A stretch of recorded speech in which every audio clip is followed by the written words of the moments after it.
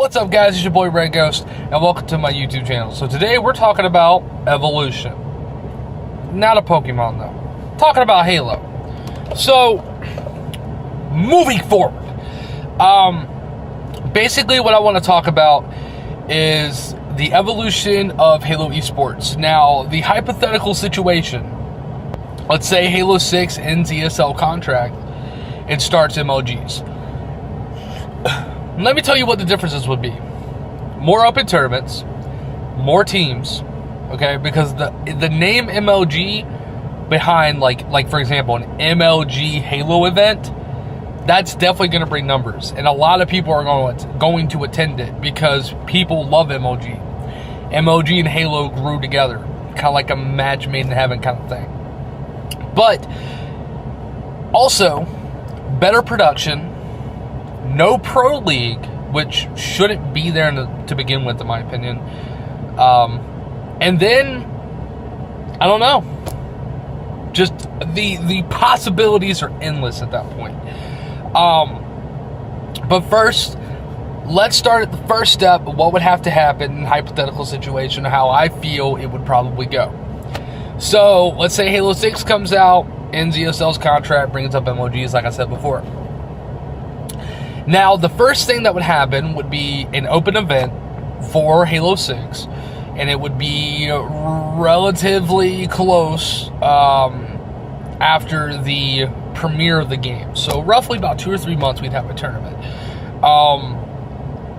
We didn't get open tournaments for a year through ESL.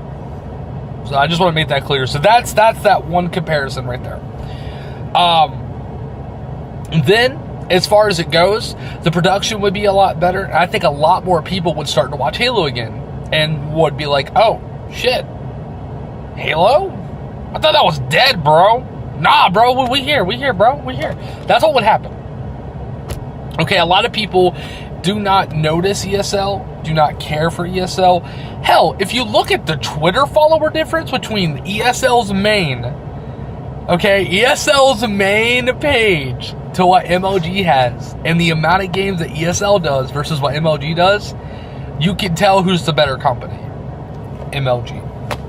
Now, I'm not disregarding what ESL has done. I'm not disregarding what any company has done. But the fact of the matter is that MLG is the key for Halo. If Halo is to grow, MLG is going to be needed. So, on Twitter the other day, I made the comment, I hope Halo 6 ends ESL's contract. And I hope that we get MLG. And someone said, well, that's not going to change the amount of teams. And hell, when Halo 4 came out, there was 200 some odd teams. And I think in reality, there was actually 300, if I'm correct on that. I believe there was like almost 300 teams. And blah, blah, blah. If they wouldn't take us then, they're not going to take us now. Here's the problem. Okay, this is where that tweet has a hole, like a huge gaping hole about that big.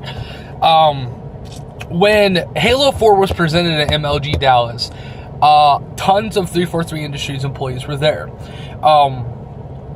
And the biggest question for that MLG had was developer support.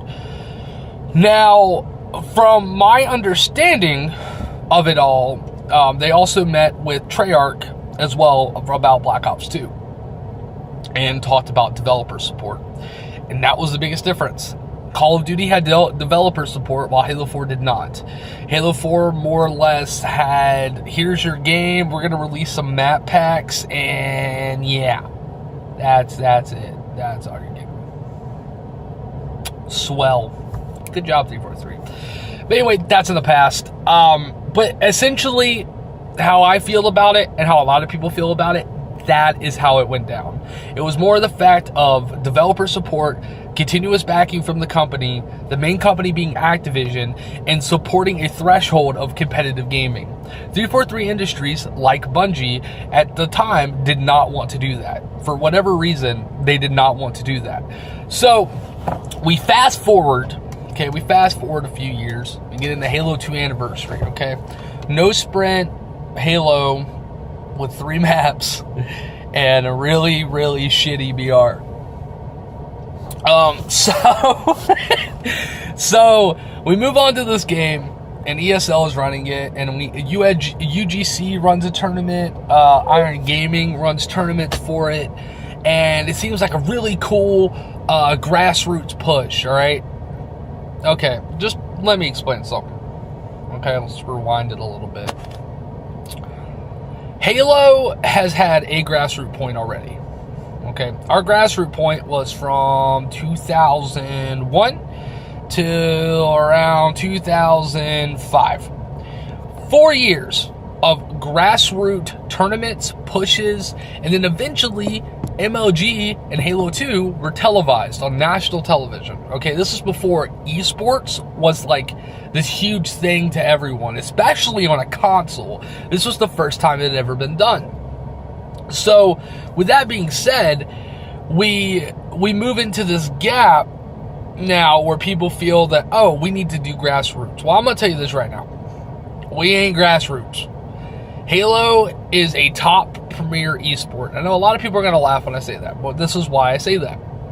Halo has seen the rise, the fall, the in-between, the resuscitation, all of it. We have been through every damn stage, and the constant factor in it all is either the developer not supporting it and or supporting, being the rise and fall, and then you have the companies running the tournaments.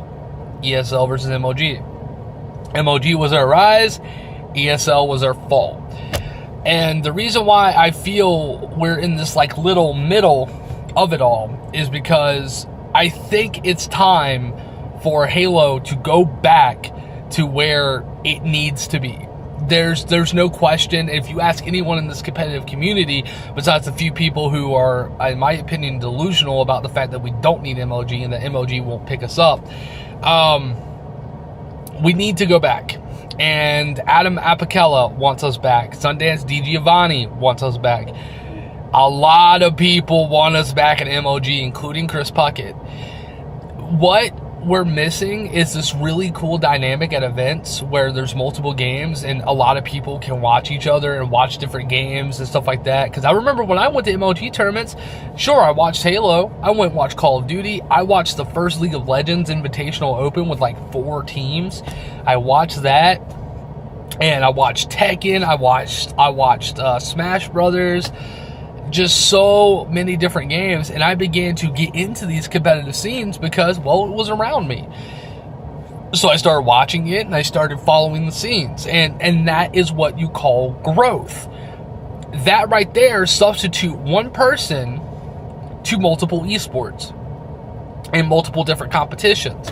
So it gets them intrigued about other things. That's why you see high Call of Duty numbers, mostly because of production and things like that.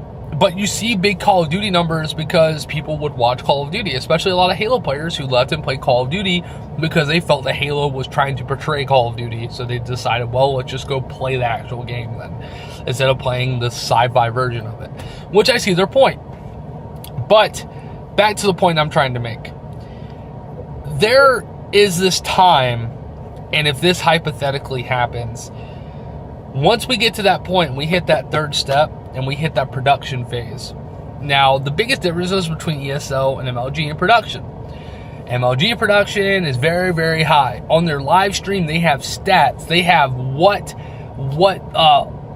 position that player plays, whether it be like, for example, for Call of Duty, be AR, Flex, SMG, OBJ, things like that. With Halo, you could put in those roles there, even though we all know as a community that those roles really don't exist. But it gives an actual perception of what a person is supposed to do to help on a team. You know, it gives this whole like production feature for it. It's really good, really great for casters. But hypothetically, after that would happen, not only would we see an insane growth. Right now, we can't even break 70 teams, and we have a fucking event at DreamHack. At DreamHack! One of the biggest PC esports gaming tournaments, period. And we can barely break 70 teams. Hell, we can barely touch the cap of 64. And the fact of the matter is that with MLG, the first MLG Halo event would have over 100 teams. I can guarantee it. I can guarantee there would be over 100 teams. And the reason why MLG wants Halo is because they see what's happening over here on our side. They see everything. And they think it's wrong. They think that we're treated like pretty much dirt. Like, like if you look Worlds 2016 compared to Worlds 2017, really, where the fuck does ESL care? Like, where do they care? They don't. They don't care. We're a console esport. They're a PC esports company. It doesn't fit. It just doesn't. It just doesn't fit. And MLG has always been the console esport. They've always been the console esport holder. And sure, they're about to have Overwatch and things like that, and a lot of people blend PC and console together now. But ESL, where they first pushed and what they did, they don't know how to run Halo tournaments. MLG started with Halo. They know how to run Halo tournaments. They know how to make the best settings for players. They know how to do things correctly in that sense. And I think with the culmination of what MLG does versus what ESL does, we will start to see a growth in numbers if we go over to MLG. If we stay at ESL, there's a very high probability that we stay stagnant, which, if you don't know what that means we don't go up in team numbers and we don't go down. We just stay at a point. And that's it. And until everyone retires, then that number will go down. And that's not something that we all want to see. We want to see Halo Esports, be something, and be something more in the current generation. We all have this, golden days, so to speak, with MLG and Halo 2 and Halo 3. And I think it's time that we go back, and I think it's time that we start, leaving a legacy behind us for the people who are competing now, and for the people who may want to compete in the future. There's a lot of people that know about competitive Halo because of myself, because I love to talk about it. It's one of my favorite topics in the world. Competitive Halo has done a lot for me, personally, inside and outside of the game. And I just don't want to see it fail. And I think in the perfect world, and in a hypothetical situation, if the ESL contract does end with Halo 6 and begins with MLG, I think we will be in a better spot overall. But anyway, guys, thank you for watching my video. Thank you guys for liking, commenting, subscribing.